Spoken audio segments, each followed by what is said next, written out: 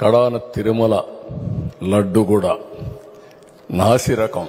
నాకైతే ఆశ్చర్యం వేస్తుంది. ఎన్ని కంప్లైంట్ చేసినా కడాన వెంకటేశ్వర స్వామి పవిత్రతను దెబ్బతీశారు. ఎన్నోసార్లు చెప్పాం. అక్కడ ఎంత దుర్మార్గంగా ప్రయత్నం చేశారంటే అంత దుర్మార్గంగా ప్రవర్తించారు. కడాన అన్న దానంలో క్వాలిటీ ఆఫ్ ఫుడ్ లేకుండా చేశారు. దేవుని దగ్గర పెట్టే ప్రసాదం అపవిత్రం చేసే విధంగా ఓసారి బాధేస్తుంది. నాసి రకమైన ఇంగ్రీడియంట్సే కాకుండా ఎనిమల్ ఫ్యాట్ కూడా వాడారని. ఏది గీకు బదులు ఈరోజు స్వచ్ఛమైన గీ తెమన్నాం, ప్రక్షాళన చేయమన్నాం. నాణ్యత పెరిగింది, ఇంకా కూడా నాణ్యత పెంచుతాం.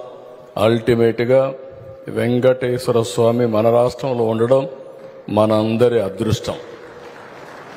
ప్రపంచం అంతా మన దగ్గరికి వచ్చే పరిస్థితికి వచ్చారు. అలాంటప్పుడు వెంకటేశ్వర స్వామి పవిత్రతను కాపాడుకోవాల్సిన బాధ్యత మనందరిపైన ఉంది. ఇది కూడా చేస్తామని చెప్పి కూడా నేను మీకు తెలియజేస్తున్నా.